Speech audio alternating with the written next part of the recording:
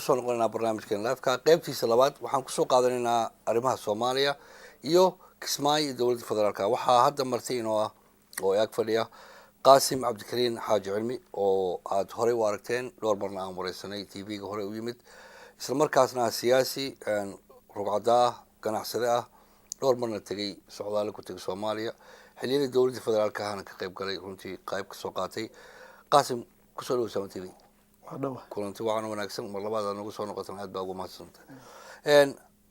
arrimaha kismaayo, magaalada kismaayo sidaa la socotid waa magaalo shida badan oo dagaaladii sokay waagii bilowdeen ilaa dowladdii federaalka ee hore ee Mbagati ilaa hadda buuqeedu ma degin. marka maxaad u malaynaysaa ay kismaayo kaga duwan tahay gobolada kale? بسم الله الرحمن الرحيم. horta waa mahadsantahay bahda Sama TV casuumada ay fidisay. haddaan ka hadlo arrimaha Kismaayo, waxaa tiri Kismaayo waa magaalo dhib badan baa tiri. Kismaayo ma dhibadneed malaha dadka joogaa dhib badan. haddii aan usoo noqdo su-aashaadii, anigu waxaan qabaa meeshaas ama gobolkaas haddaan dhaho Jubbaland isku dhaho, haddii dadku ay maskaxdooda iyo maankooda iyo caqligooda ka shaqeeyaan, Soomaaliya oo dhan bay ka badan tahay. waxaanan qabaa in problemka meesha yaalla uu yahay sadbursi qolaba qola kale rabto inay ka riixato maahane, in haddii dadku intay iimaanka isgeliyaan ay maxaa noo dalan miiskooda hadalka isugu yimaadaan, wax badanna u qabsoomi lahaayeen, wax fiicanna kasoo bixi lahaayeen oo laisku tanaasulo. haddii laisku tanaasulo qaasim, waxaa jirta Soomaaliya waxaa loo siyaasiyiintii oo dhan baa la isku keenay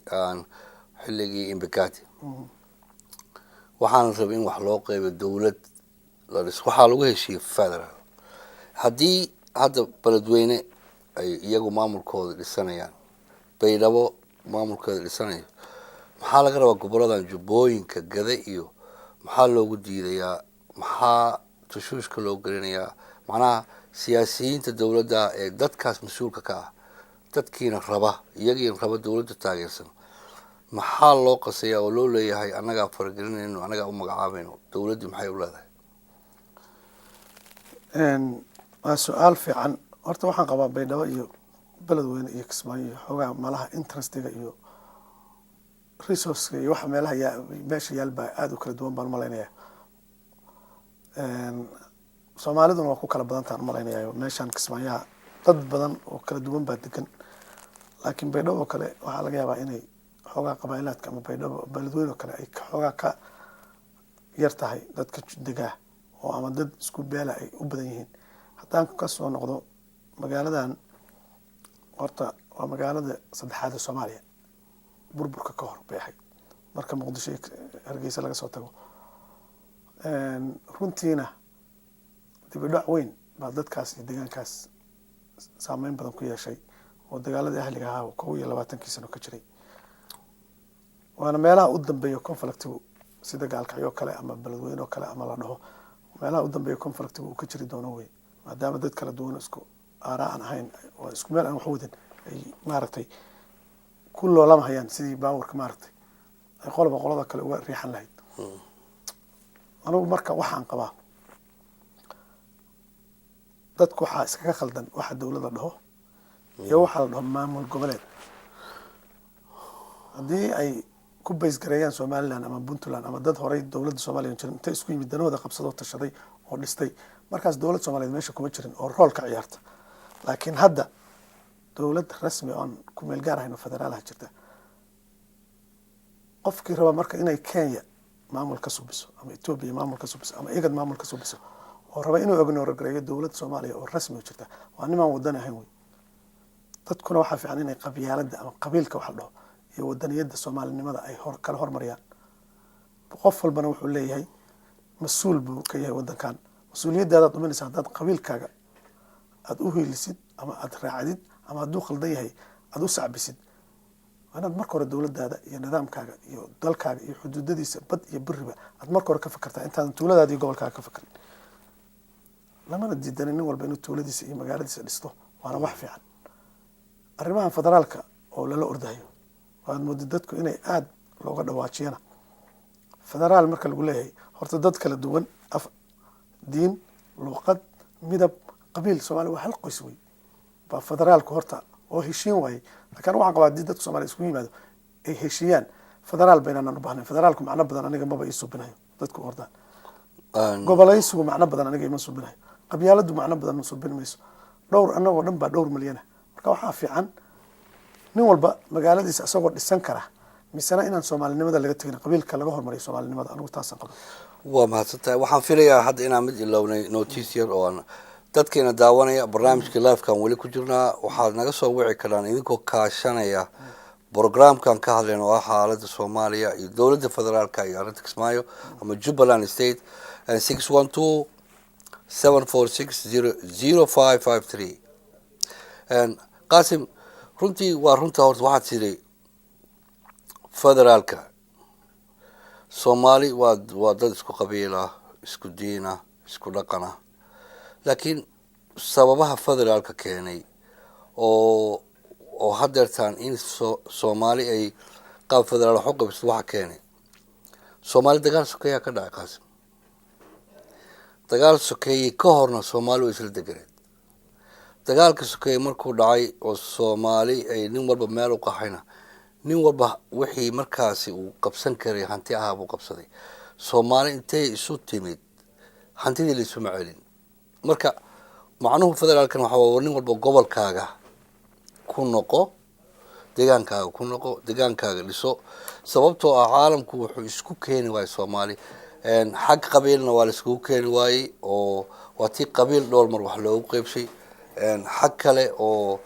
soomaalinimo oo central governmentna waa la iskugu keeni waaye waa tii dhowr mar mataqaanaa la isugu dayay marka hadda waxaa la yidhi bal crystallizer waxa la yidhahdo hoos soomaaliya laga soo dhigo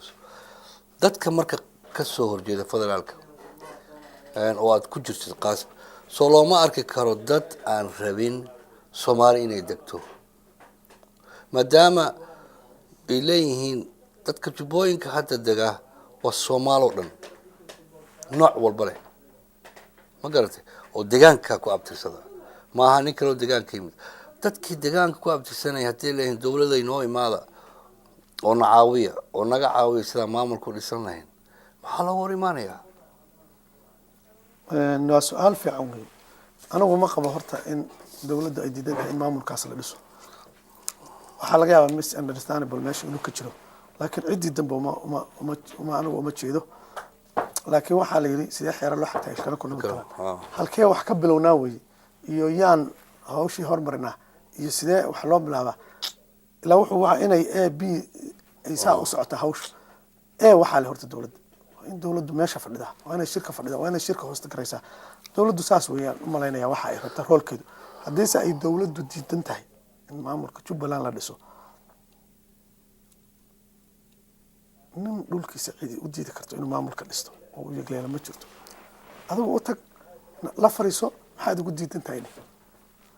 markaas wixii jira waa soo baxayaan laakiin waxaa fiican in marka hore la wada hadlo oo laisu yimaado laisuna tanaasulo anugu marka ma qabo in dowladdu diidi kartaba jubbaland maamulka in la dhiso waxay u diidan anigu maba garanayaba laakiin dadka meesha maamulhaya oo gudiyada ama odayaasha ama meesha mas-uuliyaddeeda haya waa inay tanaasulaan oo cid kasta u yeeraan ma gartaa anagu waxaa hadda ku jirta in iyagana ay u yeeraan mas-uuliyiinta gobolka subsanaya dowladdana ay tiri ma subsan karaan balse hadda waxaan ka codsanaynaa bal wax yar oo break time in bal nala daawataan daawadayaashan shirkii kismaayo bilowgiisii shirkii kismaayo waxaa maanta xarunta dhismaha jaamacadda ee duleedka waqooyi ee magaalada Kismaayo si rasmi ah uga furmay qabanqaabadiisa ay si xoogan uga socotay gudaha magaalada Kismaayo furitaanka shirkan ayaa waxaa goobjoog ka ahaa mas'uuliyiinta ugu sareysa maamulka kumeel gaarka ee magaalada Kismaayo iyadoo shirkan lagu daafuray kaalmo suugaaneed oo dadka loogu boorinayo muhiimadda ay leedahay nabadda iyo inay taageeraan dhismaha maamul sameynta gobolada Jubbooyinka ugu horeyn shirkan waxaa ka hadlay gudoomiyaha guddiga farsamada shirka maamul sameynta gobolada Jubbooyinka iyo Gedo Macalin Maxamed Ibrahim isagoo ku dhawaaqay inuu si rasmi ah u furmay shirka dhisitaanka maamul goboleedka Jubbaland barnaamijkii dowlad sameynta Jubbaland oo ku faraxsanahay ummadda Soomaaliyeed gaar ahaan Jubbaland oo dhibkeedu u badnaa dhibkeeda badanna ahayd inay qulubtoodu kala jeeday ay walaaltinimadoodu beerdareeyeen in ayagoo tiro badan oo walaalo maanta isjecel oo isdoonahaya oo qaybihii bulshadoo dhan ay fadhido inay mustaqbalkooda ka wada tashanayaan aad iyo aad baan ugu faraxsanahay ilaahay baa ku mahadnay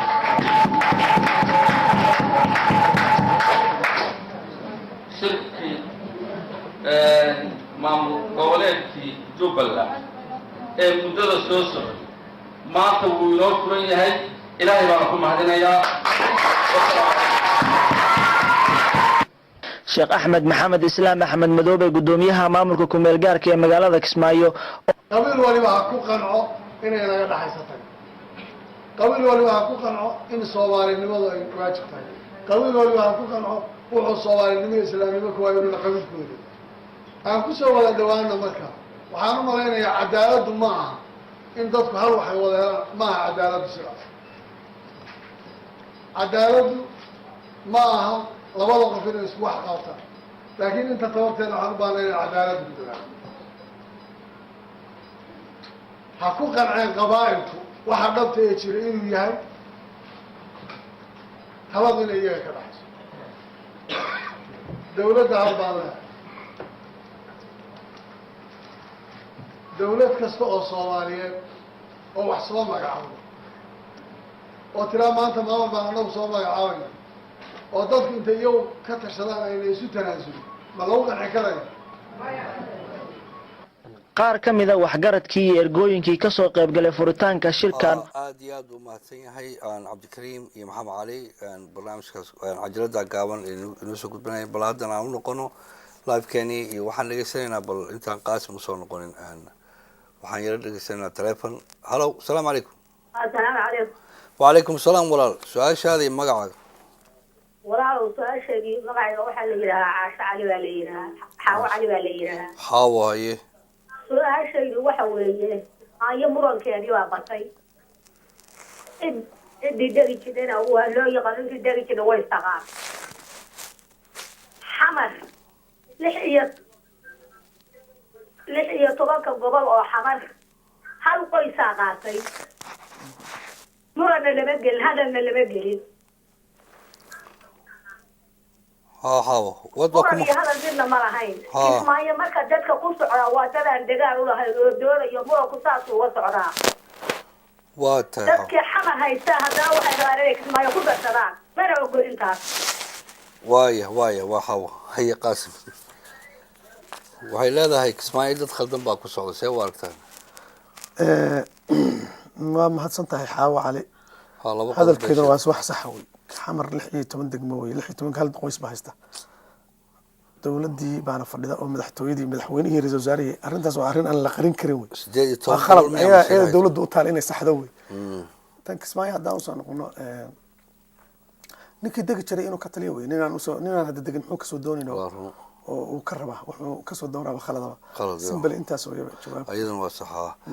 hello assalaamu calaykum calaykum asalaam walaal magacaaga su-aasha magacayga walaal ma la yidhaahdaa yaa walaal su-aalayana waxa weeye wax kale maaha waa Kismaayo arrinta ku tacalluqda iyo haye magaca igu cel walaal magaca Xuseen baa la yidhaha Xuseen walaal haye raalla haye walaal wad haye Xuseen walaal wax kale maaha anigu waxaan ahay nin Soomaali baan ahay xaq baan waxaan u leeyahay inaan wixii aniga abaarkayga ama gooninkayga ka hadlo صح Soomaaliya 23 sano baan muxuu ahay aan maantanayn in ku dhowbay burbur iyo ba iyo hoog qofna hadduu sidiisaba uu burbur galo ilaahay ka soo badbaadiyo oo mataqaana sarreeyo ilaahay iyo uu banaanka iyo alxamdulillah oo fiican walaal dadaji haye xamdinaqaasna walaalle waxa weeye waa shay waajiba oo ummadda Soomaaliya dhoolay wada xamdi noqdo waa boon weeye waa gartay anigu hadda waxa weeye dawlad baa la dhisay federaal baa la sameeyey kanaal sameeyey oo federaalka laftigiisa ayaa ma anigu laftay qof ahaan shakhsiyan ahaan maba jecel federaalka sababtoo waa weeye dadkan waa dad hal ah ودد صومالية ودد قوة كواوي دنيين أيها الدين لو وصل بدأت أول بلا وصل بدأ كبابي وي واقرتي فأنا إلى هبون ومد الصومالي له كان هرمر أيوه الصعدة iyo kuwa mataqaana xukuumada inay firad midaysan ay ka qaataan wixii la jiray Soomaaliya ama qaranka Soomaaliya waa mahadsantahay walaal aad kale waxa weeye waqtiga ma yahan noqoto oo hadda dhibaatadu ka taagan tahay soo gaab noqoto Hussein soo gaabay waxay ku habboon yihiin in Soomaalinimo loo arko waayo oo ummadu isisiinin ummadna laga lahaanay waayo waqtiga Soomaali waxa ka Soomaalima in loo arko okay sideedana wixii hadii nabadgelyo wixii ku imaanayo oo marka islaaxa adeer Hussein waayahay waqtiga ugu yar waa Soomaali u fakartaa oo haata oo saarku Soomaalidu ma taqaanay waayahay ilaa ku xamdinaa hadii wax yar oo bidaan yar oo lagu egleeyahay waa mahadsantahay waayahay waxaan filayaa mar kale ayaa si fiican ugu warrami doontaa raali naga ahow waqtigaan ugu yar aan teleefon kalaan qabanayna hadduu jiro haddii kalena qaasib baan soo noqonaynaa halow asalaamu calaykum halow asalaamu calaykum عليكم السلام لا خدي تبع walaal magac عليكم السلام مرزا waa ku maqlayaa magaca walaal أول yaa أول anwar okay anwar haye يو حرب أنا سؤال بالنسبة لي قف بقى الصوماليات هدو مدني هاي تو كسماي إنه بس أمة تبي كرو قف هدو مدني هاي فالناس برضو تو أما الحين ما كم تسوي بالكرا دار أقولك عمل كذا كذا تو كسماي تبي كم تسوي بالكرا هذه مروك على كلية may dhulka haa qaasim dhulka la kaleey wuxuu leeyahay qof walba soo kama soo tartami kar Kismaayo haddii Kismaayo loo subinay xildhibaani saaxiibkay Anwar waa salaamay waa inaan garanayaan malaynaa isgaranayo Anwar hadduu tartamayo hadda meesha u dhashay ha u tartama maxaa Kismaayo gobol buu leeyahay marka ninka meesha ku dhashay wax buu ku fiican yahay inuu u tartamo ka dhiso dadkiisa iyo bay'adiisa ay dadkiisa joogaan laakiin waa degi karaa tartanka iyo maamulka inuu xukumo inuu degaan laba kala guriga ka dhisan karaa uu degi karaa ku noolaan karaa ku guursan karaa ku dhaqan karaa laakiin ma xukumi karaan saas ay la tahay meeshiisa uu ka yimid buu xukumaya maxaa Soomaalida intay problemka isku haystaa waa taas war meeshan adigu lama degtide ku dhaqo laakiin anigu aan xukumo meeshayda hadda magaalada Minneapolis maayarku waa inuu farmiyaa bolis yahay laakiin nin jooga Anwar Mareykan buu jooga la socda xaaladda New York nin jooga ama Chicago jooga maayar Minneapolis buu tartamay hawsha halkaas ay xogaa iska qabal aad malaynaya marka waa maadsan yahay qaasim teleefonka anigu intaan qabsabal gabagabadii waqtigaan ugu dhow maxaa ugu dambeeya oo dardaarana aad u sheegay dadka Soomaaliyeed ama jaalid Soomaali inay daawanayso waqtigoo inagu yar anigu waxaan ku dardaarmi lahaa ama u sheegi lahaa dadku inay marka koowaad dantooda gaarka tan guud oo caamka ka hormariyaan marka Soomaaliya waa successful bay noqonaysaa waan malaynayaa